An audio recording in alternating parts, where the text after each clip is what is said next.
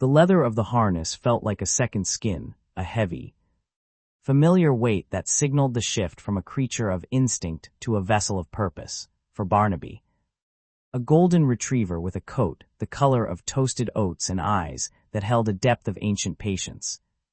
The world was divided into two distinct states: the freedom of the backyard and the sacred silence of the harness. When the metal buckles clicked into place, the smells of the Seattle morning, the briny scent of the Puget Sound, the charred aroma of roasting coffee beans, and the damp earth of the sidewalk cracks receded into the background. They were still there, tugging at his sensitive nose, but they became secondary. In the harness, Barnaby wasn't just a dog. He was a navigator, a guardian, and a bridge between a man and a world that had turned dark. Elias was the man at the other end of the leather lead. He was tall, with hands that often trembled when he reached for his keys, and a face that seemed perpetually braced for an impact that never came. Elias hadn't been born blind. A degenerative condition had slowly pulled a veil over his vision until, by his 35th year, the world was nothing more than a smudge of charcoal and gray. By the time he met Barnaby at the training center, Elias had become a ghost in his own life, tethered to the walls of his apartment by fear.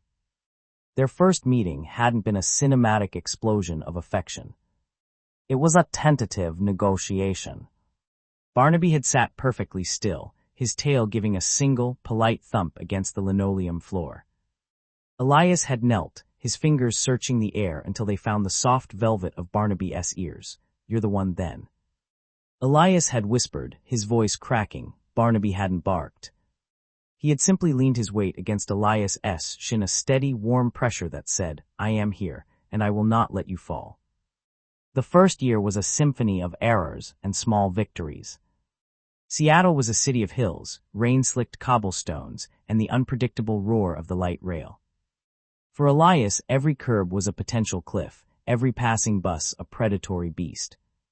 Barnaby felt that fear vibrating through the handle of the harness. He learned to read the tension in Elias's grip. If Elias squeezed too hard, Barnaby would slow his pace, tucking himself closer to the man's leg to provide a physical anchor.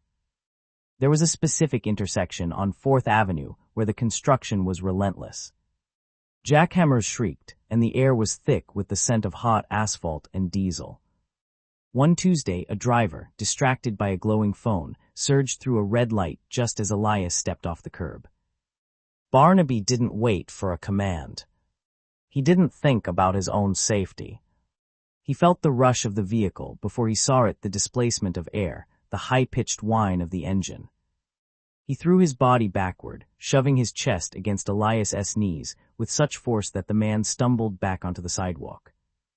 The car roared past, a blur of silver metal missing them by inches. Elias gasped, his heart hammering against his ribs like a trapped bird. "Barnaby, what happened? Why did you stop?" Barnaby stood perfectly still, his body a rigid barrier between his human and the street. He didn't bark, he didn't whine. He waited until the scent of the exhaust faded and the pedestrian signal chirped its rhythmic, wooden song. Only then did he nudge Elias's hand, urging him forward. It was the first time Elias truly understood. The dog wasn't just following a route, the dog was making choices. The dog was keeping him alive. As the years bled into one another, their rhythm became a dance. They knew the cracks in the sidewalk on Pine Street. They knew the exact moment the automatic doors of the grocery store would hiss open. Barnaby learned Elias's moods better than any human could. He knew that when Elias's breathing became shallow and fast, it meant the crowds were becoming too much. In those moments, Barnaby would steer them toward a quiet side street or a park bench, weaving through the throng of commuters with the grace of a needle through fabric. Barnaby's world was a map of obstacles, low-hanging branches, puddles of unknown depth. The sudden erratic movement of a toddler. The aggressive posture of an unleashed stray, he processed them all, filtering the chaos of the city into a safe, navigable path. He gave up the joy of chasing squirrels and the simple pleasure of sniffing a fire hydrant. In exchange, he received the heavy, rhythmic stroke of Elias's hand on his head every evening when the harness finally came off. "Good lad," Elias would say, his voice thick with a gratitude he couldn't quite articulate. "We made it home, didn't we?" The 5th year brought a winter that felt longer and colder than the ones before. The rain turned to a biting sleet that coated the city in a treacherous glaze of ice. Barnaby's paws ached from the salt on the roads, and his joints began to protest the steep climbs of the Queen Anne neighborhood. But he never faltered when the ice made the sidewalks a skating rink. Barnaby dug his claws into the frozen surface, providing a steady, unyielding point of contact for Elias, who shuffled behind him with white-knuckled grip. It was during this time that Barnaby realized he was no longer just a guide. He was Elias's social bridge. People who would usually look away from a blind man, unsure of how to interact, would stop to admire the dog. "He's beautiful," a woman would say, her voice softening. "Yes, my eyes," Elias would reply, and for the first time in a decade, he would find himself in a conversation. Barnaby would sit patiently, his tail sweeping the ground, knowing that his presence was thawing the isolation that had once frozen Elias's soul. By the 8th year, the muzzle that had once been deep gold was now a stark, snowy white. Barnaby's pace had slowed, not out of a lack of will, but because the machinery of his body was beginning to wear. He found himself sleeping more deeply in the evenings, his dreams filled with the phantom sensations of the harness and the endless miles of pavement. Elias noticed. He felt the slight hesitation before Barnaby climbed the stairs to the apartment. He felt the way the dog's breathing labored after a long trek to the waterfront. One afternoon, while they were sitting in their favorite park, Elias reached down and felt the knots of muscle in Barnaby's shoulders. He felt the tremors of age. "You've worked so hard, Barnaby," Elias whispered, burying his face in the dog's thick neck. 10 years. "You've given me 10 years of the sun." The decision was the hardest Elias ever had to make. A guide dog's retirement isn't just a change in routine, it's the end of a partnership that defines every waking second. A trainer from the school came to visit, watching them walk. She saw the way Barnaby still tried to shield Elias, but she also saw the way his hind legs shook when they stopped at a crosswalk. "He wants to keep going," the trainer said gently. "His heart will never quit, but his body is tired, Elias. He has earned his rest." The transition was a slow, agonizing process of letting go. A new dog, a young, energetic black Labrador named Cooper, was introduced. Cooper was fast, sharp, and eager, but he wasn't Barnaby. For the first few weeks, Barnaby would watch from his bed by the radiator as Elias buckled the harness onto the new dog. Barnaby didn't howl or bark. He simply watched with those deep, brown eyes, his tail giving a ghost of a wag. He saw the way Elias's hand fumbled for the new handle, the way Cooper pulled a bit too hard, and the way Elias looked back toward the apartment before closing the door. In his retirement, Barnaby's role changed. He was no longer the navigator, he was the sanctuary. When Elias returned home, exhausted from the mental strain of training with a new partner, Barnaby was there. He would rest his chin on Elias's knee, offering the silent, profound comfort of a friend who knew every secret of his heart. The harness was hung on a hook by the door, a relic of a decade spent in the service of another. Barnaby would sometimes look at it, the scent of the leather still holding the memories of 1,000 streets. But he no longer felt the urge to step into it. He had passed the torch. One evening, in the twilight of his 11th year, Barnaby lay on the rug as the rain drummed a familiar rhythm against the window pane. Elias sat in the armchair nearby, listening to an audiobook. The room was warm, filled with the scent of lavender and old paper. Barnaby felt a strange lightness. The ache in his hips had faded, and the heavy fog of age seemed to lift. He saw Elias not as a blur of shadows, but as the man he had protected for so long. He saw the gray in Elias's hair, the lines of laughter around his sightless eyes, and the steady rise and fall of his chest. Barnaby let out a long, contented sigh. He didn't need the harness anymore. He had led Elias out of the dark, and into a world where he could stand on his own. He had been the eyes for a stranger until that stranger became his brother, his soul, and his home. Elias stood up, sensing the change in the room's energy. He navigated the short distance to the rug without his cane, his movements confident and sure, a confidence Barnaby had spent a decade building. He knelt beside the dog, his hands finding the familiar, soft fur. "Go on, Barnaby," Elias whispered, tears tracking through the lines on his face. "You can go now. I can see the way. I promise I can see the way." Barnaby closed his eyes. In his mind, he was back on 4th Avenue. The sun breaking through the Seattle clouds. The harness fitting perfectly, and the path ahead clear, straight, and bathed in an unbreakable light. He took one last breath of the world he had guarded so well, and then he simply stepped forward into the ultimate, peaceful horizon. The silence that followed Barnaby's final breath was not a hollow void, but a heavy, velvet weight that pressed against the walls of the small Seattle apartment for Elias, who lived in a world where sound and touch were the primary architects of reality. The disappearance of Barnaby's rhythmic respiration was like the sun suddenly ceasing to shine on a clear day. For 11 years, that steady, low-thrumming heartbeat had been the metronome of his life. Now, the clock had stopped. The morning after Barnaby passed, the sun climbed over the Cascades and spilled through the window, warming the patch of rug where the old dog had spent his final moments. Elias sat in his armchair, his hands resting uselessly on his knees. His fingers twitched, instinctively seeking the soft, velvet fur of a head that was no longer there. The apartment felt cavernous. Every creak of the floorboards, every hum of the refrigerator, seemed amplified, echoing in the space once occupied by a loyal shadow. Cooper, the young black Labrador, was uncharacteristically still. Usually a whirlwind of adolescent energy and wagging tails, the younger dog seemed to sense the monumental shift in the atmosphere.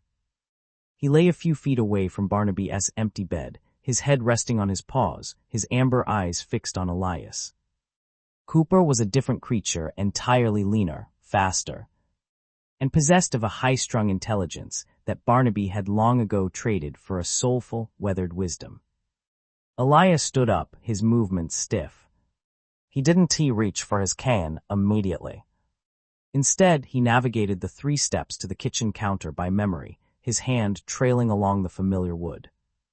He reached for the ceramic bowl on the floor, intending to freshen the water, but his fingers met only the cold, hard tile. He had moved the bowls the night before, a reflexive act of grief he didn't even remember performing. The realization hit him like a physical blow. He leaned against the counter, his breath hitching. In the darkness of his vision, images of Barnaby flickered not as sights, but as sensations. He felt the phantom pressure of the harness handle in his left palm. The specific way Barnaby would lean against his shin at a busy intersection to signal that the traffic was too close. He remembered the cold, wet press of a nose against his hand during a particularly grueling day at the office. A silent reminder that he wasn't alone in the struggle. To understand the depth of this loss, one had to understand the day they met, nearly 12 years ago. Elias had been a young man then, still reeling from the suddenness of the retinal detachment that had stolen his sight in a matter of months. He had been angry, a caged animal in his own skin, refusing to leave his house. Terrified of the world that had become a minefield of unseen obstacles. Then came the school in Oregon, and then came Barnaby. The trainer had let a 3-year-old golden retriever Labrador mix into the room. Barnaby hadn't jumped or barked. He had walked straight to Elias, sat down with a deliberate heavy thud, and placed his chin on Elias's knee. It wasn't a gesture of submission, it was an invitation. "I have the map," the dog seemed to say, "you just need to hold on." Their first walk together through the training campus had been a revelation. Elias had been used to the white cane, the constant tapping, the jarring vibration when it hit a crack, the limited view of only a few feet in front of him. With Barnaby, it was like flying. The dog moved with a fluid grace, weaving through obstacles before Elias even knew they existed. He didn't just stop at curbs. He paused with a subtle tension in his body that told Elias exactly how deep the drop was. But it was a rainy Tuesday in downtown Seattle, 3 years into their partnership, that had sealed their souls together. They were navigating a construction zone near Pike Place Market. The air was a cacophony of jackhammers, shouting workers, and the hiss of bus brakes.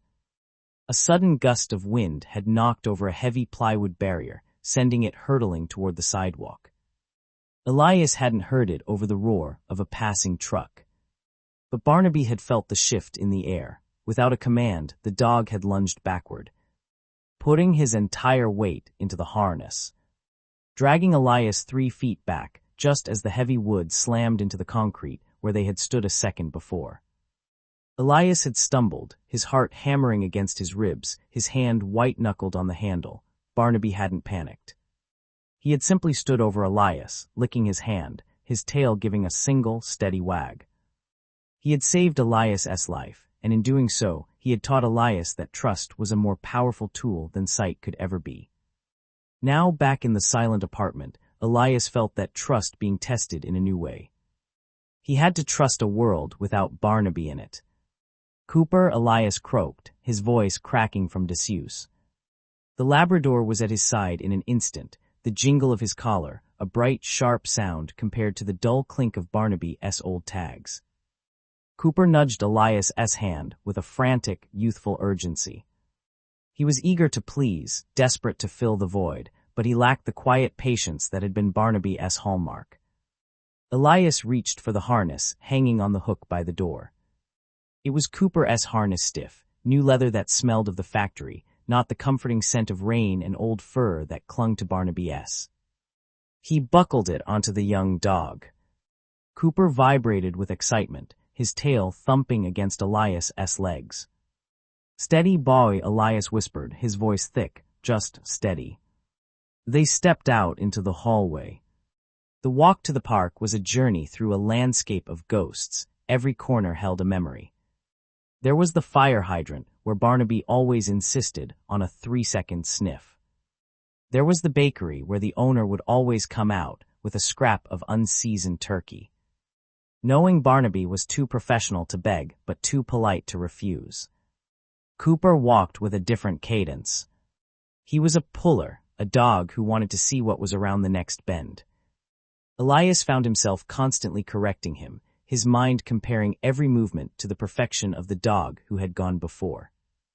Barnaby wouldn't have surged like that, Elias muttered to himself, his grip tightening on the handle. As they reached the intersection of 4th and Madison, a bus roared past, spraying a mist of gray slush onto the sidewalk. The noise was overwhelming. For a moment, Elias felt a wave of the old vertigo, the terrifying sense that the world was too big and he was too small. He froze. His hand went to the place where Barnaby's shoulder would have been. The height was different, the muscle tone was different.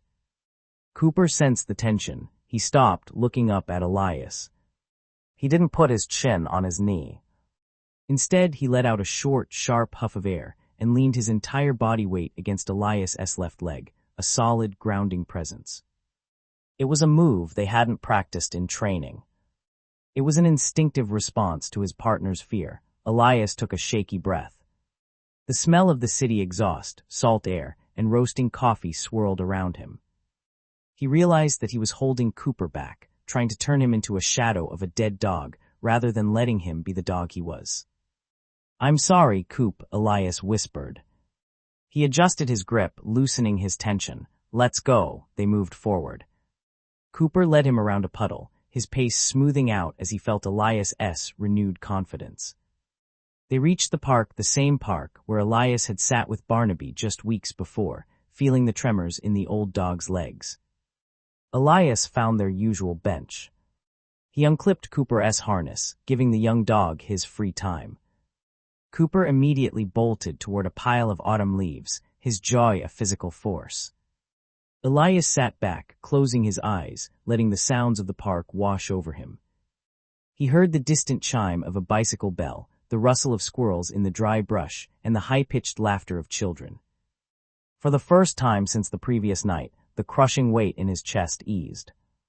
He began to realize that Barnaby hadn't just been his eyes, he had been his teacher. The lessons weren't just about navigating streets or avoiding obstacles. They were about the persistence of life, the necessity of moving forward even when the path is obscured. He thought about the unbreakable light Barnaby had stepped into. He imagined the old dog running now, his hips no longer aching, his eyes sharp and clear, chasing phantom tennis balls through fields of endless gold. Barnaby had finished his watch. He had stayed until he knew Elias was safe, until he knew there was another pair of paws ready to take the lead.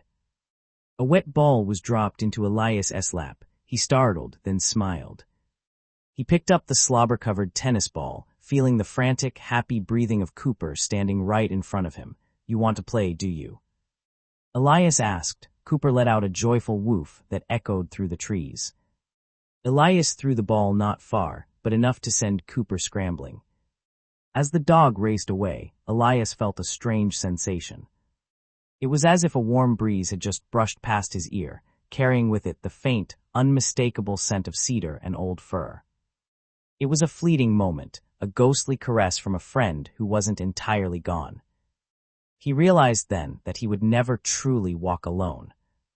Every step he took with Cooper was built on the foundation Barnaby had laid. The 10,000 miles they had walked together were etched into the soles of his feet and the muscle memory of his heart. Barnaby had become a part of the city itself, a part of the very air Elias breathed. When Cooper returned, panting and proud with the ball in his mouth, Elias didn't reach out for the memory of the old dog. He reached out for the living, breathing reality of the new one. He scratched Cooper behind the ears, finding the soft spot that made the dog's leg thrum with pleasure. "You've got big paws to fill, kid," Elias said, his voice steady now. "But I think we're going to be okay." As they began the walk home, the sun began to dip toward the sound, casting long, golden shadows across the pavement. Elias didn't need to see the light to know it was there. He could feel its warmth on his face, a silent promise that even after the darkest night, the morning would always find a way back. He walked taller now, his hand light on Cooper's harness. He wasn't just a man being led, he was a man participating in the dance of life once more. He passed the bakery, and this time he didn't feel a pang of sadness. He felt a surge of gratitude. He thought of the turkey scraps, the rainy afternoons, the way Barnaby would sneeze when he was happy. These weren't wounds, they were treasures. The apartment was still quiet when they returned, but the silence no longer felt like a weight. It felt like a space for reflection. Elias hung Cooper's harness on the hook next to Barnaby's. The old harness was worn, the leather cracked in places, a testament to a decade of service. He ran his hand over it one last time, then moved his fingers to the new one. Life was a series of handovers, he realized. We are all in some way being led by those who came before us, and we are all in turn leading those who follow. Barnaby had been his eyes, his brother, and his protector. Now he was his inspiration. That night, as Elias lay in bed, he didn't listen for the sound of Barnaby's breathing. He listened to the steady, deep rhythm of Cooper sleeping on the rug. It was a different song, a different tempo, but the melody was the same. It was the sound of loyalty. It was the sound of home, and in the quiet dark. Elias closed his eyes and saw it again, the straight path, the clear horizon. And the golden dog waiting at the end of the road, tail wagging. Knowing his work was well and truly done. Elias drifted into a dreamless, peaceful sleep, guided by the memory of the light and the promise of the dawn. The first light of dawn didn't reach Elias's eyes, but it announced itself through the sudden, sharp shift in the temperature of the air near the window and the distant, rhythmic clatter of the morning's first garbage truck 3 blocks over. For years, this moment had been signaled by the heavy, rhythmic thud of Barnaby's tail against the side of the mattress, a canine alarm clock that smelled of stale biscuits and unconditional love. This morning, the silence was different.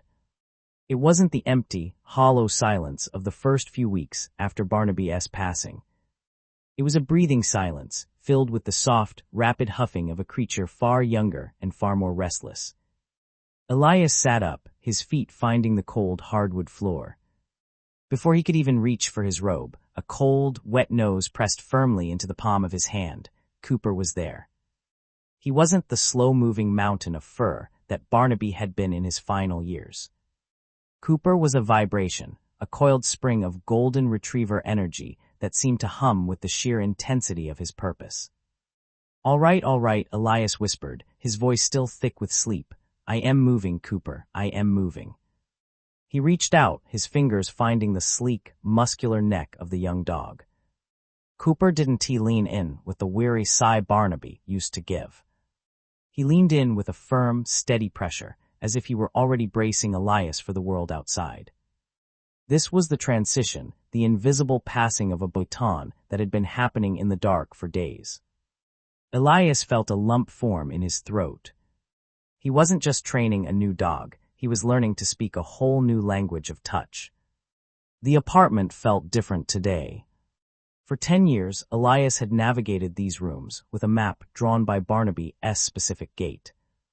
Barnaby had a way of pausing just a half second before the corner of the coffee table. A subtle telegraphing of space that Elias had absorbed into his own nervous system. Cooper's movements were more direct, more athletic. He didn't just guide, he propelled. As Elias navigated toward the kitchen, he felt the familiar ghost pains of his own limitations. Being blind in a world built for the sighted was an exercise in perpetual vulnerability, a marathon of trust that never truly ended. He had often felt like a fragile glass vessel being carried through a crowded room. Barnaby had been the padding around that glass.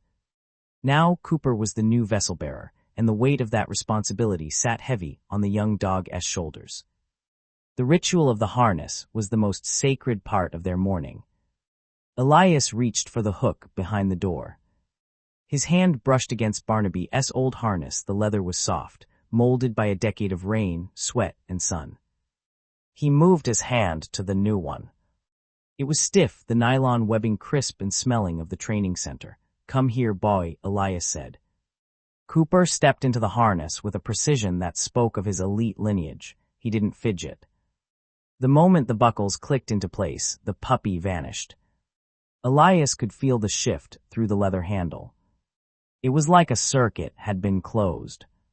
Cooper's breathing slowed, his posture squared, and his focus narrowed down to the man at the other end of the lead.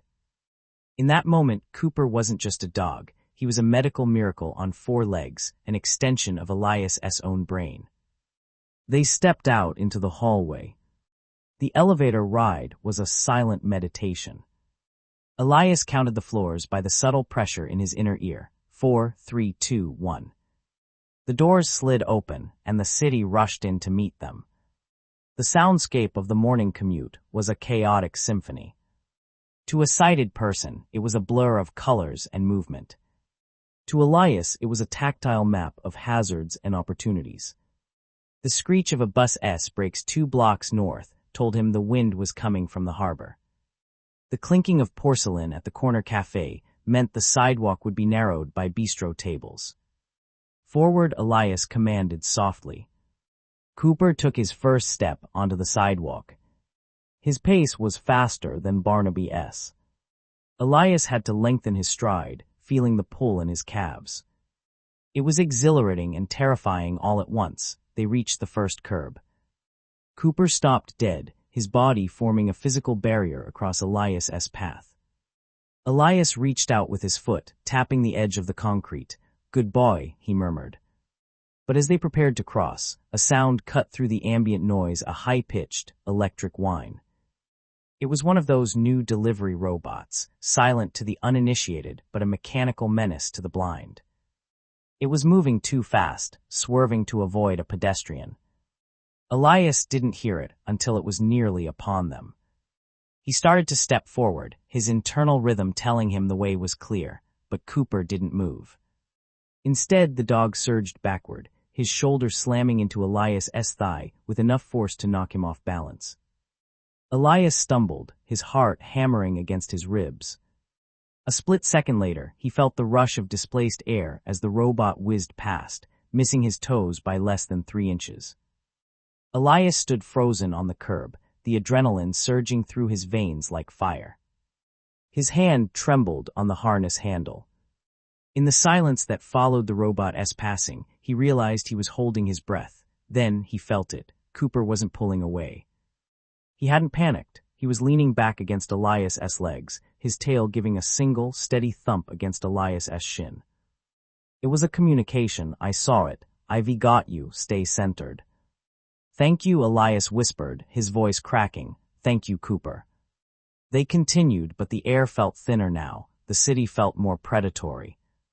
Elias found himself constantly comparing. Barnaby would have sensed that sooner. Barnaby would have growled at the robot. He caught himself and felt a wave of guilt.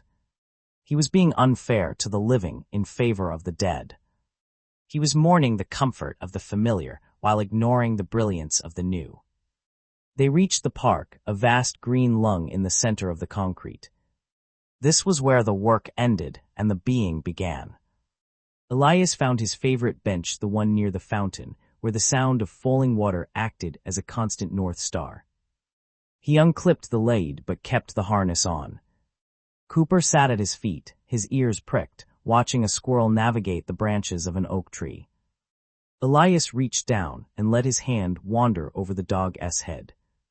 He felt the scar's small, thin lines near Cooper's ears. He remembered what the trainer had told him.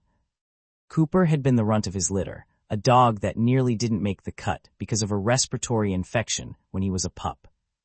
He had fought his way back to health with a ferocity that stunned the vets. He was a survivor who had been trained to ensure the survival of another. You've been through it too, haven't you? Elias said, his fingers tracing the soft velvet of Cooper's ear. The dog turned and licked Elias's hand, a rough, warm gesture of solidarity. As they sat there, a woman approached. Elias heard the rhythmic click-clack of high heels and the scent of expensive lavender perfume. Is he a service dog? She asked, her voice bright but tinged with that specific pity Elias had grown to loathe over the years. He is, Elias replied, his posture stiffening. He is so beautiful. What happened to the old one, the big lab? I used to see you with him all the time. The question felt like a physical blow. It was a reminder that to the world, Barnaby was a landmark, a fixture of the neighborhood that had simply been replaced by a newer model. He passed away, Elias said shortly. This is Cooper. Oh, how sad. It must be so hard to just get a new one. Like a new pair of glasses, I suppose. Elias felt a flash of anger, hot and sharp. A new pair of glasses. Barnaby wasn't a tool, he was a soul. He was the keeper of Elias's secrets. The witness to his darkest nights of depression. The one who had licked away tears when the world felt too loud and too cruel. Before he could snap back a retort, he felt Cooper move. The dog didn't bark and he didn't growl. Instead, he stood up and placed his heavy head directly onto Elias's knee, looking up toward the woman.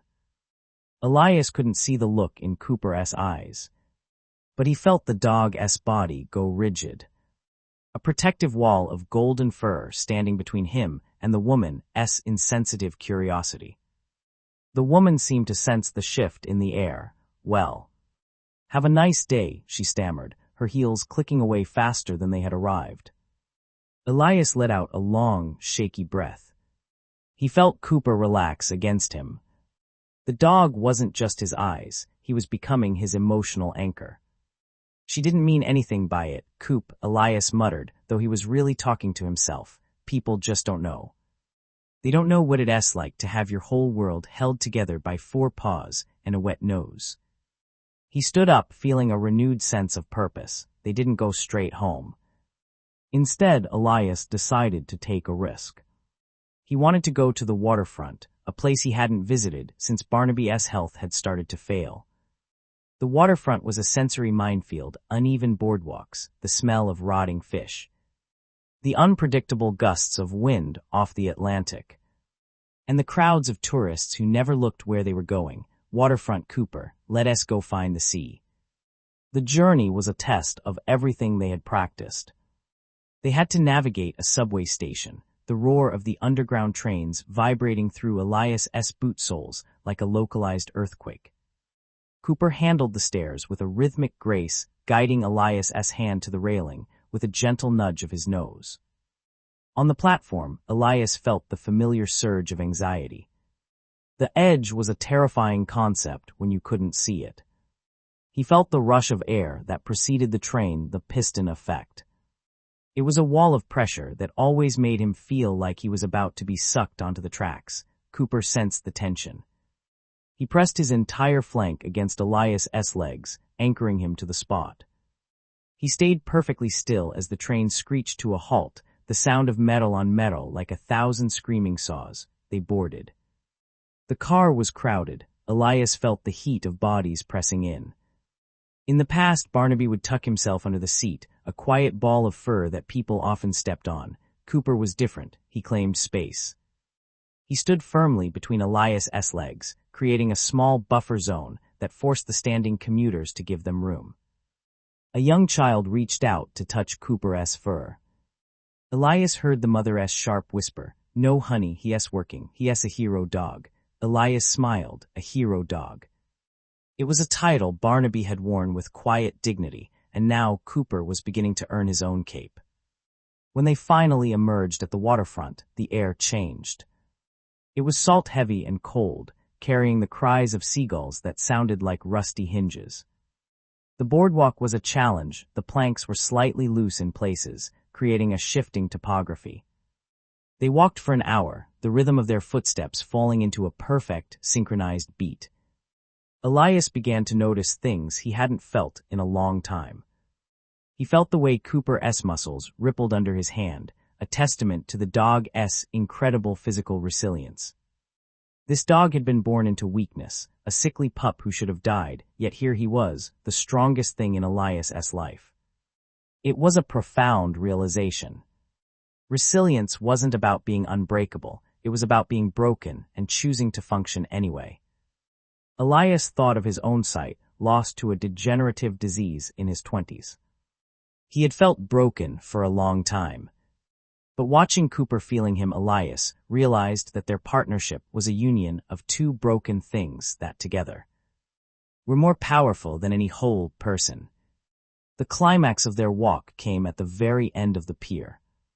The wind was howling here, whipping Elias's coat around his knees. He reached the railing, the metal cold and pitted with salt. He stood there, facing the invisible horizon, listening to the waves crash against the pilings below.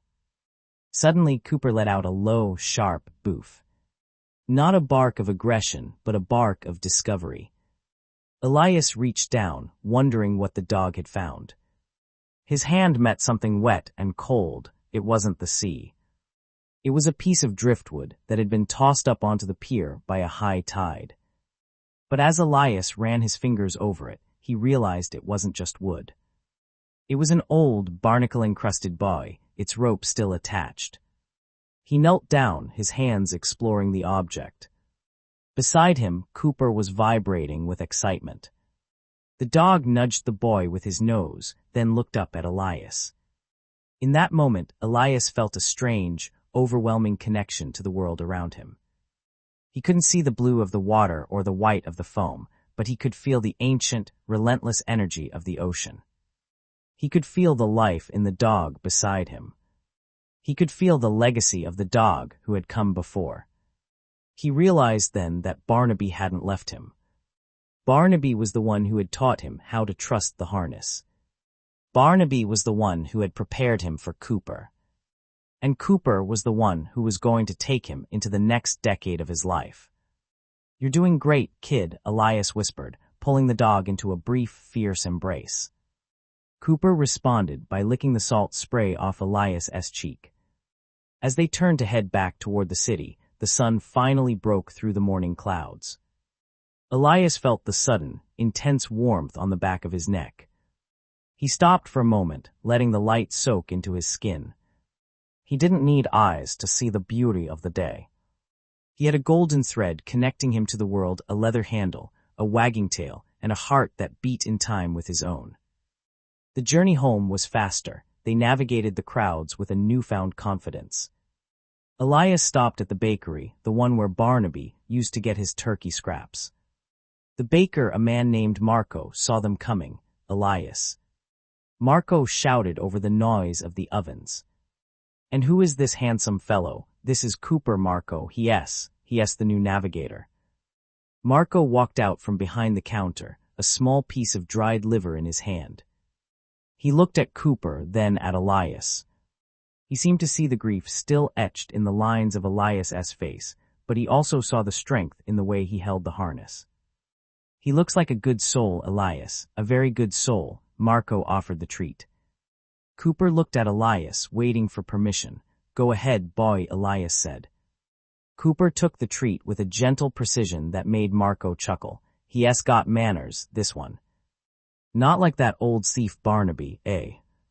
Elias laughed a genuine, deep laugh that felt like it had been trapped in his chest for months. "No, Barnaby was a pirate. Cooper is a gentleman."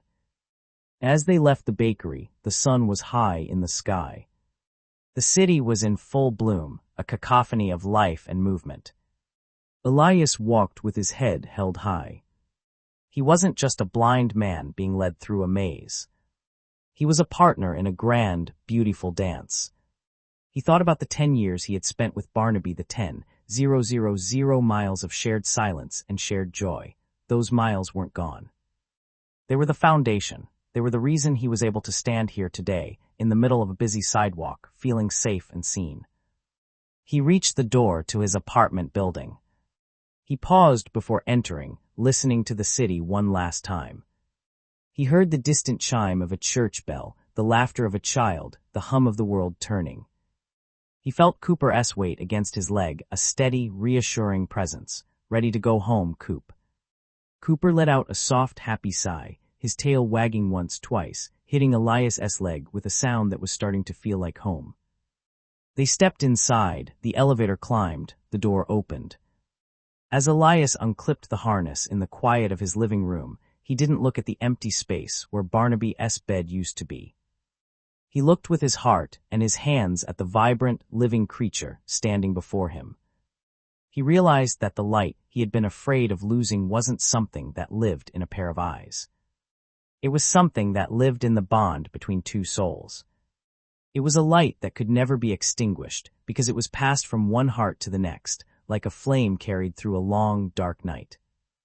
Barnaby had carried the torch for 10 years. Now it was Cooper's turn. And as Elias lay down on the sofa for a mid-afternoon nap, with Cooper curled up at his feet, he finally felt the last of the heavy, cold knot in his chest dissolve. He fell asleep to the sound of steady breathing, dreaming of golden dogs running through fields of light and the long, beautiful road that still lay ahead. The transition was over. The journey had truly begun. He was no longer walking in the shadow of a memory. He was walking in the light of a new day, guided by a spirit that was as resilient as the sea and as loyal as the earth itself. In the silence of the apartment, the only sound was the synchronized breathing of two survivors, a man who had lost his sight but found his vision, and a dog who had been born weak but had grown into the strongest eyes a man could ever hope for. Together, they were an unbreakable force, a testament to the extraordinary resilience of the spirit, and the enduring power of a love that transcends even the darkest of nights.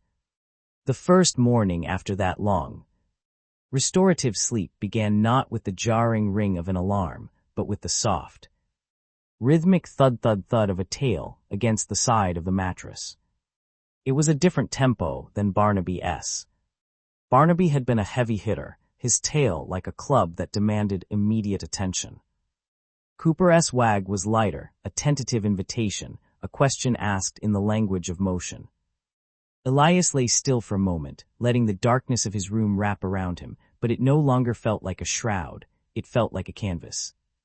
He reached down, his fingers finding the velvet softness of Cooper's ears. The dog leaned into the touch, a low whine of contentment vibrating in his throat. This was the silent contract being signed anew every morning, I am here, and you are mine. Elias swung his legs out of bed, his feet finding his slippers by memory, but as he stood, he felt a wet nose press against his kneecap. It was a gentle reminder that the topography of his apartment had changed. There was a new physical presence to account for, a new heartbeat in the hallway. Hungry, are you? Elias murmured, his voice raspy with sleep. He walked toward the kitchen, his hand trailing along the wall, but he didn't really need the wall. He could hear the click of Cooper's claws on the hardwood, a sound that acted like a sonar, mapping the distance between them. In the kitchen, the ritual was different. Cooper didn't pace or spin like a top the way Barnaby had. He sat, he waited. He was a creature of profound stillness, a quality that had once made his trainers at the academy worry he lacked the drive necessary for the job. They had told Elias about it during the matching process. Cooper had been the runt of a litter born in a quiet facility in upstate New York. While his brothers and sisters were bold, nipping at heels and lunging for balls, Cooper had been observant. He was the one who watched the gate. He was the one who noticed when a trainer's shoelace was untied. He didn't have the raw, boisterous power of a typical Lab Golden mix, but he had a focus that was almost eerie. They called it intelligent stillness. As Elias poured the kibble into the ceramic bowl, the sound echoing in the quiet room, he thought about that stillness. He realized it wasn't a lack of energy, it was a reservoir of it. Cooper was a dog who saved himself for the moments when the world became too loud for a man who couldn't see it. After breakfast, the true work began. The 10 years that Barnaby had served were a ghost in the room as Elias reached for the harness hanging by the door. The leather was supple, broken in by a decade of use, but the dog stepping into it was brand new. "Harness up, Coop," Elias said, his voice firming into the tone of a partner. He felt the dog step forward, the familiar jingle of the metal rings, and then the weight of the handle in his left hand. This was the bridge. This was the golden thread. They stepped out into the hallway of the apartment building. The air in the corridor smelled of floor wax and the faint, lingering scent of Mrs. Gable's burnt toast from 4B. Elias felt the elevator arrive before he heard it a subtle shift in the air pressure, a hum in the floorboards. Inside, they stood in their corner. Cooper sat tucked against Elias's left leg, his fur a warm pressure against his calf. When the doors opened onto the street, the sensory assault of the city hit them like a tidal wave. This was the proving ground. It was one thing to walk the familiar route to the bakery. It was another to navigate the morning rush of a Tuesday in the heart of the city. The air was thick with the smell of diesel, roasted coffee, and the damp metallic tang of the nearby subway vents. "Forward," Elias commanded. Cooper moved. He didn't just pull, he guided. There was a subtle tension in the harness, a nuanced feedback loop that told Elias exactly what the ground was doing. A slight dip to the left meant a cracked sidewalk. A gentle pause followed by a step up meant a curb. But then they reached the intersection of 5th and Main, a chaotic nexus of impatient commuters and delivery trucks. The walk signal chirped, a staccato electronic bird, but Cooper didn't move. Elias felt the urge to nudge him. "Forward, Cooper." The lights changed. The dog remained a statue. His body was tense, a coiled spring of resistance. Elias hesitated. This was the most difficult lesson for any guide dog owner: intelligent disobedience. It was the moment the dog saw something the human couldn't sense. A split second later, a screech of tires tore through the air, a bicycle messenger. Weaving through traffic and ignoring the red light. Whipped past them at a lethal speed. The wind of his passage fluttering Elias's coat.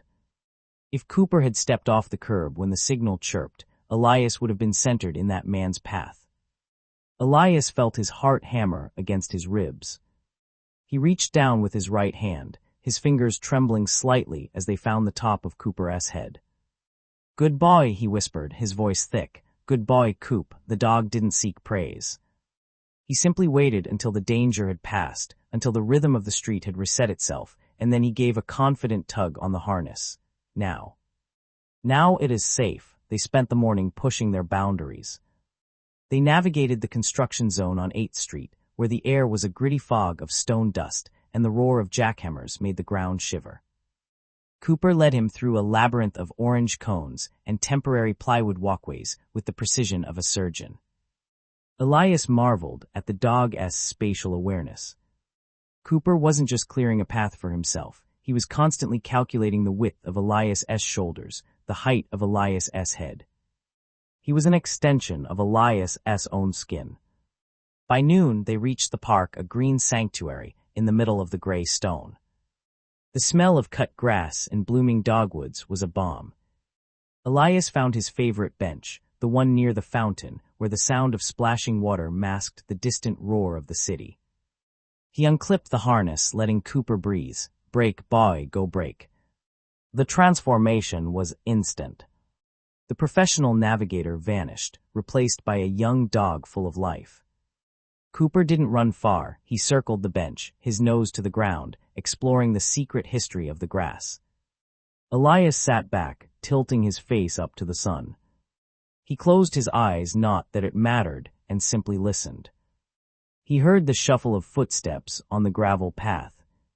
He heard the distant cry of a hawk circling above the trees. And then he heard a familiar voice. "Yes, doing well, Elias. Better than I expected for a runt." It was Sarah, the head trainer from the Guide Dog Academy. She had a way of moving silently, but Elias recognized the scent of the peppermint tea she always carried in a travel mug.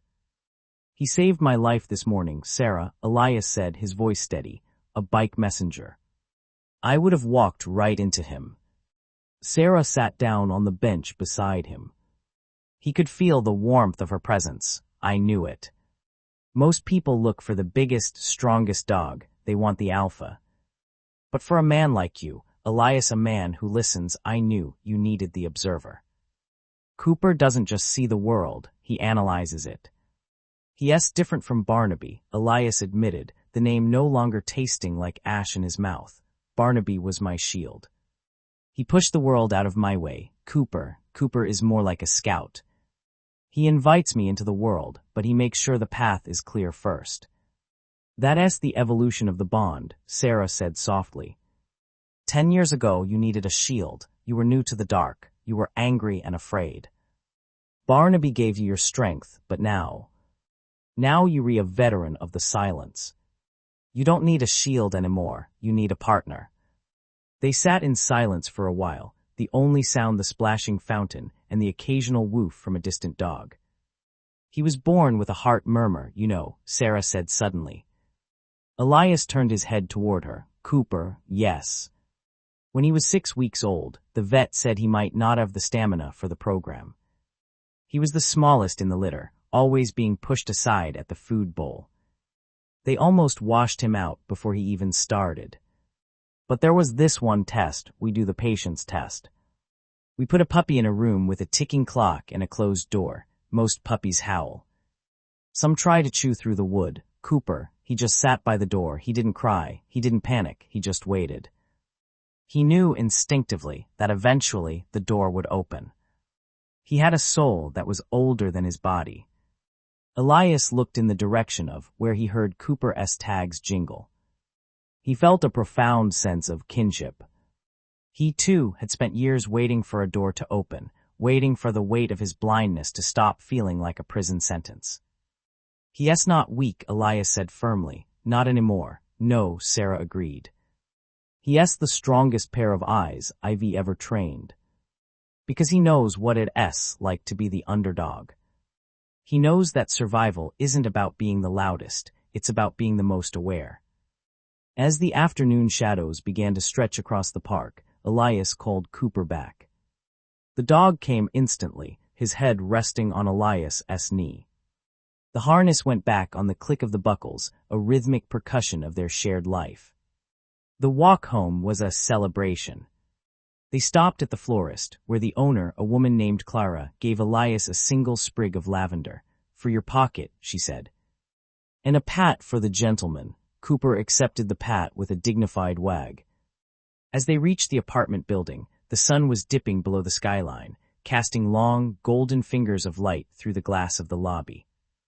Elias felt a sense of accomplishment he hadn't felt in years. He wasn't just surviving, he was thriving. He was navigating the complexity of a world that didn't care if he could see it or not, and he was doing it with a grace that felt like a symphony. Inside his apartment, he didn't turn on the lights he didn't need to, but he felt the brightness of the space. He fed Cooper his evening meal, listened to the rhythmic crunching, and then poured himself a glass of water. He sat in his armchair, the one that faced the window. He couldn't see the sunset, but he could feel the cooling of the air. The way the vibrations of the street changed as the city transitioned from the frantic energy of the day to the neon hum of the night. Cooper came over and rested his heavy head on Elias's foot. Elias reached down, his hand tracing the familiar contours of the dog's skull. He thought about the 10,000 miles he had walked with Barnaby and the 10,000 miles that lay ahead with Cooper. It was a staggering thought, a lifetime measured in footsteps, in curbs, in the heat of a harness handle. 10 years, Elias whispered to the quiet room. 10 years of being the eyes for a stranger. That's what you've signed up for, Coop. Do you understand that? Cooper let out a long, shuddering breath and shifted his weight, pressing closer. It was an answer. It was a commitment. In that moment, Elias realized that the stranger Cooper was guiding wasn't just a man who couldn't see. He was a man who was still discovering who he was, every day. Cooper would see things in Elias that Elias couldn't see in himself: his courage, his resilience, his capacity to love again after a great loss. The transition wasn't just about a new dog, it was about a new vision. Elias stood up, his movements fluid and confident. He didn't reach for the wall, he didn't hesitate. He walked to the record player in the corner and felt the edges of his collection until he found the one he wanted, a recording of Cello Suites. Deep and resonant, as the music filled the room, Elias danced. It wasn't a formal dance, just a slow, rhythmic swaying to the music, his feet moving in a small circle. And there, right beside him, Cooper moved too, a silent shadow, a golden light in the darkness, perfectly synchronized. They were no longer two separate beings, a man and a dog. They were a single unit, a partnership forged in the crucible of necessity and tempered by the heat of mutual trust. Elias felt the lavender sprig in his pocket, its scent rising to meet him. He felt the vibration of the cello in the floorboards. He felt the warmth of the dog by his side. He realized then that blindness wasn't the absence of light, it was simply a different way of perceiving it. And with Cooper as his guide, the world was more luminous than it had ever been. The road ahead was long, filled with obstacles he couldn't predict and challenges he couldn't see. But for the first time in a very long time, Elias wasn't afraid. He had a navigator, he had a friend. He had a heart that beat in time with his own, and eyes that saw the world not as a threat, but as a wonder to be explored, one step at a time. As the final notes of the cello faded into the night, Elias leaned down and unclipped the harness. "Time for bed, partner," he said. Cooper didn't head for the rug. He waited until Elias was tucked under the covers, and then, with a soft grunt of effort, he jumped up and curled into a ball at the foot of the bed. His weight was a solid, grounding presence, a living anchor in the sea of the night. Elias closed his eyes and drifted into a sleep that was deep and dreamless. Outside, the city continued its restless turning, but inside the small apartment, there was a profound and holy peace. The torch had been passed. The light was steady, and the journey, the beautiful, difficult, extraordinary journey, was only just beginning. 5 years flowed by like a river finding its permanent channel, smoothing the jagged rocks of their early days into a polished, rhythmic existence. Cooper was no longer the energetic novice who had to be reminded of his boundaries. He had become a master of his craft, an elite navigator whose every muscle fiber seemed tuned to the frequency of Elias's heartbeat. Their partnership had transcended the mechanical instructions of the training facility. They had moved into the realm of the intuitive, a silent language spoken through the tension of a leather handle and the subtle shift of a shoulder. To the outside world, they were a familiar sight in the neighborhood, the tall man with the silvering hair. and the golden retriever whose coat had paled to the color of winter wheat around his muzzle. They moved with a fluidity that made people stop and stare, a choreography of two bodies acting as one. But inside the harness, the world was a high-stakes chess match that Cooper played every second of the day. Cooper's life was a symphony of sensory data. He didn't just see the red light, he saw the way the pigeons took flight when the cross-traffic began to slow. He didn't just hear the roar of the bus, he felt the displacement of air against his fur, signaling exactly how close the steel giant was to the curb. He knew every crack in the sidewalk on 4th Street, every low-hanging branch on the path to the park, and the specific, metallic scent of the subway grate that always rattled a second before the train surged beneath them.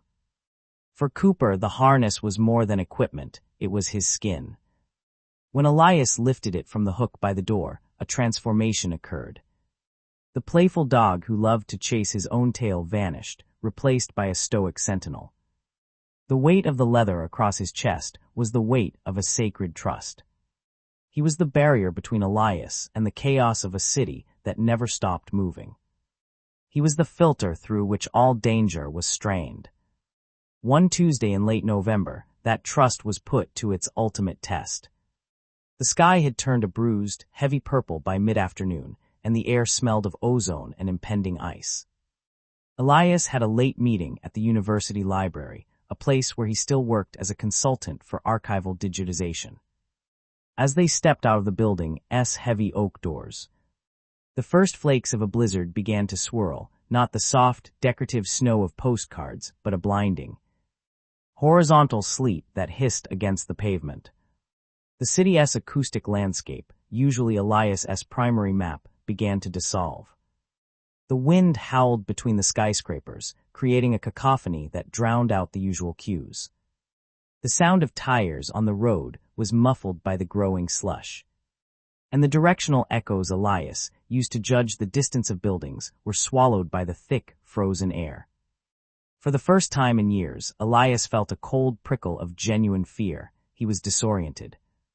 The world had become a white void of freezing noise. Cooper, forward, Elias commanded, his voice tight. Cooper hesitated. This was rare. He stood firmly, his paws planted in the rising slush. He could feel the vibration of the man's hand, shaking slightly on the handle. Cooper looked down the street. A massive construction project had moved the sidewalk barriers overnight, and the wind had knocked over the temporary fencing. What used to be a clear path was now a labyrinth of twisted metal and deep, open trenches hidden under a thin layer of white. Elias nudged him again. Cooper, forward, we need to get to the station. Cooper didn't move. He let out a low, sharp puff of warning. He saw what Elias couldn't. The walk signal was blurred by the storm, and a delivery truck was skidding toward the intersection, unable to find purchase on the black ice. Cooper leaned back, putting his full weight into the harness, forcing Elias to step back just as the truck slid through the red light, its back end fishtailing wildly over the exact spot where they would have been standing. Elias felt the rush of wind as the vehicle roared past, the heat of the engine momentarily cutting through the freezing sleet. He gasped, his heart hammering against his ribs. Goodbye, Elias whispered, his breath a cloud of silver. Goodbye, Cooper, but the danger wasn't over. The normal route to the subway was blocked by the downed construction fence. Cooper had to find a new way. This was the pinnacle of guide dog intelligence, intelligent disobedience. He had to ignore Elias's desire to go forward and find a lateral solution in a world that was rapidly disappearing under a shroud of ice. Cooper turned 180 degrees, pulling Elias back toward a sheltered alcove. He waited, his ears swiveling, scanning for a break in the wind. He decided on a detour through a narrow alleyway that led to a secondary entrance of the station. It was a route they had only taken once, years ago, but Cooper's mental map was indelible. They moved slowly. The ice made every step a gamble. Cooper picked his way through the slush, testing the ground with his front paws before allowing Elias to follow. He guided Elias around a fallen power line that hissed in the wet snow, a danger Elias would have never sensed. He navigated around a group of panicked commuters who were running blindly, their umbrellas turned inside out. Cooper was the calm center of the storm, a golden rudder in a sea of gray. When they finally reached the heavy glass doors of the subway station, the warmth of the underground air hit them like a physical embrace. Elias collapsed onto a bench, his face encrusted with salt and ice. He reached out and found Cooper's head. The dog was soaked to the bone, his fur matted and cold, but his tail gave a single, rhythmic thump against the concrete floor. "You saved me, Coop," Elias said, his voice cracking. "You really saved me today." As the months turned into another year, however, the toll of such devotion began to manifest. The deep barrel chest that had pulled Elias through blizzards began to sag. The fluid gait that had navigated the complexities of Manhattan began to hitch in the mornings. Cooper was 7, then 8, then 9. In the world of large dogs, and especially the demanding world of service animals, 9 was the beginning of the sunset. Elias noticed it first in the silence. Normally, Cooper would be at the door the moment Elias reached for his shoes, tail drumming a frantic beat of readiness. Now Elias often had to call him twice. He felt the stiffness in the dog's joints through the harness handle. The pull wasn't as strong. The reactions were still perfect, but they required more effort. The realization hit Elias with the force of a physical blow. A guide dog's career is a finite thing. A candle that burns twice as bright and half as long because of the sheer mental and physical exhaustion of constant vigilance. Cooper was tired. He had spent nearly a decade being the eyes, the brain, and the guardian for a man he loved. And the weight of that responsibility was finally catching up to him. The visit to the veterinarian confirmed what Elias already knew. He has got significant arthritis in his hips, Elias, Dr. Era said softly, her hand resting on Cooper's flank. Cooper lay on the linoleum floor, his eyes fixed on Elias, always watching, even in his pain. And his cataracts are starting to develop. It's subtle, but for a guide dog, it's the end of the road. He's compensated for it beautifully. Most people wouldn't even notice, but he's working on pure instinct and heart now. He can't see the curbs as clearly as he used to. He's doing it by memory. Elias felt a cold void opening in his chest. How long? He should have retired 6 months ago, the vet replied gently. But he didn't want to leave you. He's been hiding the pain. That's what they do. They love the job because the job is you. Returning home that day was the hardest walk Elias had ever taken. He didn't put the harness on. He carried it in his hand and walked with his collapsible white cane, the old tool he hadn't used in a decade. He walked slowly, his free hand resting on Cooper's collar, letting the dog set the pace. Cooper was confused. He nudged Elias's hand, looking up at the harness. He whined a high-pitched, pleading sound. He wanted the weight. He wanted the responsibility. To him, the harness wasn't a burden. It was his identity. Without it, he was just a dog, and to Cooper, being just a dog felt like a failure. "No, Coop," Elias murmured, tears stinging his sightless eyes. "No more, you've done enough. It's my turn to look out for you." That night, the apartment felt different. The silence was heavy. Elias sat in his armchair, the leather harness draped over the back of it like a discarded suit of armor. Cooper sat at his feet, his head resting on Elias's knees, his amber eyes clouded but still filled with an agonizingly intense devotion. Elias knew the protocol. When a guide dog retires, there are choices.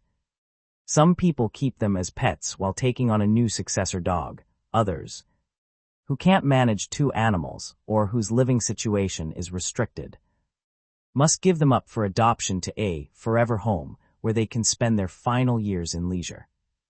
The thought of someone else taking Cooper, someone who didn't know the way he liked his ears scratched behind the left flap, or the way he sighed when he finally settled into a deep sleep, was unbearable. But Elias also knew that a new dog would be arriving soon. The agency had already contacted him. A young, vibrant black lab named Jasper was waiting for him. Elias reached down and buried his fingers in Cooper's thick fur. "I am not letting you go," he whispered into the dark. "We're going to figure this out. You aren't a stranger anymore, Coop. You're my soul." But the transition was fraught with emotional complexity. A week later, the trainer from the school arrived with Jasper. The new dog was a whirlwind of potential, focused and eager, his harness shiny and stiff. When Jasper entered the apartment, Cooper stood up, his hackles slightly raised, not out of aggression, but out of a profound, heartbreaking protectiveness. He watched as the trainer showed Elias how to hold Jasper's handle. He watched as they practiced left and right in the hallway. Cooper didn't bark, he didn't growl. He simply stood by the door, the silver-muzzled veteran watching his replacement take over the post he had held for 10 years. Elias could feel Cooper's gaze. It felt like a physical weight. Every time he praised Jasper, he felt a pang of guilt that felt like a betrayal. He was learning to trust a new set of eyes, a new rhythm, a new personality. Jasper was faster, more assertive. He didn't have Cooper's gentle patience yet, but he had the energy that Elias now realized he desperately needed to navigate the changing city. The first time Elias prepared to leave the apartment with Jasper, Cooper did something that broke Elias's heart. He didn't try to push past the new dog. Instead, he went to the corner where his old, retired harness was kept, picked it up in his mouth, and brought it to Elias. He dropped it at Elias's feet and sat, his tail giving one weak, hopeful wag. Elias dropped to his knees, dropping Jasper's lead. He pulled Cooper into a fierce embrace, sobbing into the dog's neck. "I know, buddy, I know, you want to go, you want to work." The trainer stood back, her eyes moist. "It's the hardest part of the bond, Elias. He doesn't understand that he's earned his rest. He thinks he's being fired." Elias stayed on the floor for a long time, whispering to Cooper, explaining the unexplainable. He told him about the miles they had walked. He told him about the blizzard and the construction site. He told him that he was a hero. Eventually, Cooper seemed to understand, or perhaps he simply accepted the change because Elias asked him to. He walked back to his rug and lay down, his head on his paws, watching as the door closed behind Elias and the new dog. The months that followed were a testament to the resilience of love. Elias kept Cooper, of course. He worked with Jasper during the day, the two of them forging their own path, but his evenings belonged to Cooper. They were no longer a man and his guide. They were two old friends who had survived the wars of the world together. Elias began to notice a shift in the household dynamic. Jasper, once he settled in, seemed to recognize Cooper's seniority. In the evenings, the young lab would bring his toys to the older dog, dropping them at Cooper's paws. It was as if Jasper were paying tribute, acknowledging the giant whose shoulders he now stood upon. One evening, as a soft spring rain tapped against the window pane, Elias sat on the floor between the two dogs. He had one hand on Jasper's sleek, muscular back and the other on Cooper's thinning, soft fur. He realized that his life was defined by these cycles of light. Barnaby had taught him how to survive blindness. Cooper had taught him how to live with it. And now Jasper would teach him how to grow old with it. Cooper's breathing was slow and rhythmic. He was dreaming. His paws twitching as he chased some phantom squirrel in a world where his legs didn't ache, and his eyes were as clear as the morning sun. Elias listened to the sound, a peaceful, steady cadence that acted as the metronome of his life. He thought back to that first day with Cooper, the stranger who had taken his hand and led him out into the light. That stranger was now his oldest friend, the keeper of 10 years of secrets, the witness to every triumph and every tear. As the night deepened, Elias felt a profound sense of gratitude. Most people only saw the world through their own eyes. He had been blessed enough to see it through the eyes of 3 different souls, each one adding a new layer of color to his darkness. He knew that Cooper's time was drawing to a close, but there was no fear anymore. There was only the quiet, steady warmth of a journey well traveled. He leaned over and kissed the top of Cooper's silver head. "Sleep well, my eyes," he whispered. "I'll see you in the morning." Outside, the city hummed, a million lights flickering in the dark, but inside, in the silence of the apartment, the only light that mattered was the one that lived in the bond between a man and the dogs who had given him back the world. The transition was complete, the legacy was secure, and the path, though unseen, was clearer than it had ever been. The rain that tapped against the windowpane that spring evening was not a threat, but a lullaby. For 10 years, the sound of rain had meant a change in the texture of the pavement, the slickness of the metal grates, and the heightened smell of the city, challenges that Cooper had navigated with the tactical precision of a seasoned general. But tonight the rain was just a sound. It was a rhythm that belonged to the house, not the street. Elias sat in his armchair, his fingers tracing the braille of a book he wasn't really reading. His focus was entirely on the two heartbeats in the room. Jasper, the young Labrador, was curled near the radiator, his breathing deep and rhythmic, the sound of a machine idling, ready to roar into action at a moment's notice. Near Elias's feet, the other heartbeat was slower, more fragile. It was a ragged, whistling sound, like wind blowing through an old, weathered fence. This was Cooper. In the weeks following the arrival of Jasper, a strange and beautiful alchemy had taken place. The jealousy that Elias had feared, the sense of displacement he had dreaded for Cooper, had softened into something far more profound. Cooper had stopped trying to bring his harness to the door. Instead, he had taken up a new post. He had become the silent observer, the elder statesman of the household. Every morning, when Elias prepared to leave with Jasper, Cooper would rise from his rug with a stiff, arthritic grace. He would walk to the door, not to join them, but to perform a ritual. He would nudge Jasper's shoulder with his gray muzzle, a firm, grounding touch. To a sighted observer, it might have looked like a simple greeting. To Elias, who felt the tension in the room and the communication through the air, it felt like a transfer of data. It was as if Cooper were saying, "The curbs on 5th Street are slick today. Watch the gap at the subway entrance. Keep him safe, he is our world." And Jasper, for all his youthful exuberance, would go still under that touch. The puppyish wiggles would vanish, replaced by a sudden, heavy responsibility. Only then would Cooper sit back, his tail giving a single, authoritative thump on the hardwood floor, granting them permission to leave.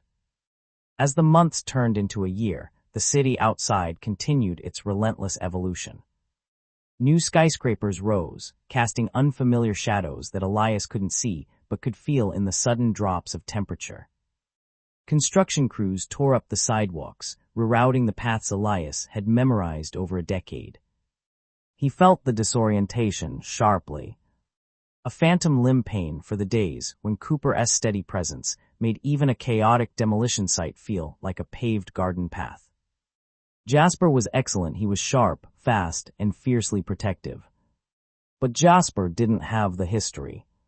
He didn't know the exact spot on the corner of 42nd where Elias liked to stop and listen to the street performer playing the cello. He didn't know that Elias always hesitated for a fraction of a second before stepping onto a bus, a lingering remnant of an old fall. Cooper had known these things without being told. He had mapped not just the geography of the city, but the geography of Elias's soul. One afternoon, during an unusually warm autumn, Elias decided to take both dogs to the park, where he and Cooper had spent thousands of hours. It was a slow journey. Jasper was in his harness, working, leading Elias with a brisk, focused energy. Cooper walked on a loose lead in Elias's other hand, his pace dictated by the stiffness in his hips. They reached the great oak tree that had served as their unofficial headquarters for a decade. Elias unclipped both leads and sat on the bench. He felt the sun on his face, the golden warmth of the golden hour he could no longer see but could vividly imagine. Cooper didn't wander. He didn't sniff the grass or chase the squirrels that Elias could hear chattering in the branches above. Instead, Cooper simply rested his chin on Elias's knee. "You're tired, aren't you, Coop?" Elias whispered, his fingers burying themselves in the thick, soft fur behind the dog's ears. Cooper let out a long, shuddering sigh. It was a sound of immense contentment, but beneath it lay a weary finality. For 10 years, this dog had carried the weight of a man's life. He had been the eyes, the navigator, the guardian, and the bridge to a world that had tried to lock Elias out. He had processed 1,000,000 visual cues a minute so that Elias wouldn't have to. The mental and physical toll of that kind of devotion was finally catching up. Jasper, sensing the gravity of the moment, didn't play. He sat at the foot of the bench, his head cocked, watching the older dog with an expression that Elias could only describe as reverence. That night, the shift happened. The air in the apartment felt heavy, charged with a quiet significance. Cooper didn't eat his dinner, a first in his long, food-loving life. He didn't even lift his head when Elias called his name. He simply lay on his rug, his eyes cloudy with cataracts but still filled with a deep, liquid intelligence fixed on Elias. Elias moved his mattress to the floor. He couldn't bear the thought of Cooper being alone in the dark. He lay down beside the old dog, pulling a blanket over both of them. Jasper crept over and curled up on the other side of Cooper, a living bookend of youth supporting the fading light of age. "Thank you," Elias whispered into the silence. The words felt woefully inadequate. How do you thank the creature who gave you back the horizon? How do you repay a debt that involves every step you've taken for a decade? He began to talk, his voice a low, steady murmur in the dark. He recounted their greatest hits. He told Cooper about the time they got lost in the fog near the docks, and Cooper had ignored every command Elias gave. Sensing a danger Elias couldn't perceive, eventually leading him to a safe, well-lit street. He talked about the days of deep depression after the accident, when the only thing that got Elias out of bed was the cold, wet nose of a dog who refused to let him give up. "You didn't just see for me, Cooper," Elias said, his voice cracking. "You felt for me. You were the light when I thought the sun had gone out forever." Cooper's tail flicked once, twice. A faint rhythmic sound against the floorboards. Thump, thump. It was the heartbeat of their friendship, the steady drum of a mission nearly complete. As the clock on the mantel ticked toward the small hours of the morning, Cooper's breathing changed. It became shallow, drifting like a receding tide. Elias kept his hand on Cooper's chest, feeling the magnificent engine of that heart slowing down. In those final moments, Elias felt a strange sensation. It was as if the darkness in his own eyes was being replaced by a flood of memories so vivid they were almost visual. He saw the flash of Cooper's yellow coat in the sun. He saw the wag of a tail. He saw the way the light hit the pavement on a rainy Tuesday in October. Cooper was giving him one last gift, a gallery of their life together, projected onto the back of his eyelids. With a final, peaceful exhale, Cooper went still. The silence that followed was the loudest thing Elias had ever heard. It was a vacuum, a sudden absence of a decade-long presence. He buried his face in the silver fur, smelling the familiar scent of cedar and old dog, and he wept. He wept for the stranger who had become his soul. He wept for the eyes he had lost and the eyes he had just lost again. Jasper moved then. The young dog crawled forward and rested his head on Elias's shoulder, a warm, solid weight. He didn't try to play. He didn't ask for food. He simply existed there, a bridge to the future, a reminder that while the light had changed, it hadn't gone out. The funeral was small. Just Elias, the trainer who had brought them together, and a few friends who had witnessed the duo's daily marathons through the city. They buried Cooper's ashes beneath the great oak tree in the park. The trainer handed Elias a small, heavy object. It was Cooper's old harness. The leather was cracked and worn, the brass buckles tarnished from years of rain and sweat. "He wore this for over 30,000 miles, the trainer said softly. He never missed a step, Elias, not one. Elias took the harness and held it to his chest. He could feel the indentations in the leather where his own hand had gripped it for 10 years. It was the physical record of their partnership, a tether between two worlds. A few days later, Elias stood at the door of his apartment. Jasper was at his side, the new harness gleaming, the leather stiff and unyielding. Elias felt the familiar surge of anxiety. The world outside was loud, unpredictable, and invisible. For a moment he felt paralyzed. He reached down, his hand instinctively searching for the phantom presence of a yellow head at his left knee. He didn't find Cooper, he found Jasper. The young dog leaned into Elias's leg, a firm, grounding pressure. It was the same nudge Cooper used to give him. In that touch, Elias felt a sudden, sharp clarity. Cooper wasn't gone. He was in the way Elias held the handle. He was in the way Elias listened to the traffic. He was in the very DNA of the path they were about to take. Cooper had spent 10 years teaching Elias how to see without eyes, and that lesson was permanent. "Okay, Jasper," Elias said, his voice steady. "Let's go."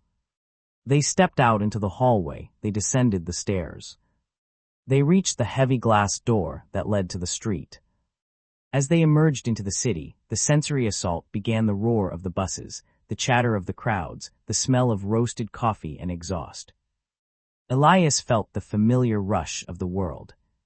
He gripped Jasper's handle, feeling the young dog's muscles rippling as he scanned the environment, looking for obstacles, looking for safety. They reached the first curb. Jasper stopped dead, his body a solid barrier. Elias reached down and patted the dog's flank. "Good boy." As they crossed the street, Elias realized that his life was a series of lights. There was the light of his youth, which had been extinguished in a flash of chrome and glass. There was the light of Barnaby, the first dog who had shown him the way. There was the brilliant, decade-long son of Cooper, who had taught him that a disability was not a prison, but a different way of traveling. And now there was the dawn of Jasper. He walked with a new rhythm, a blend of Cooper's seasoned wisdom and Jasper's vibrant energy. He moved through the city not as a man who was lost, but as a man who was guided by a legacy of love. He thought of the thousands of guide dogs across the world, the silent sentinels who walked the line between darkness and light. He thought of the strangers who took the hands of the broken and led them back into the fray. It was a cycle of service that transcended language, a bond that was forged in the simple, profound act of walking together. Elias stopped at the corner of 42nd Street. He heard the cellist in the distance, the deep, soulful notes of a Bach suite drifting through the air. He stood there for a moment, letting the music wash over him. He felt a soft nudge at his hand. Jasper was looking up at him, waiting for the command. Elias smiled. He looked toward the sound of the music, toward the invisible horizon, and toward the memory of the dog who had given him the world. "Forward," Elias said, and together they stepped off the curb and into the light.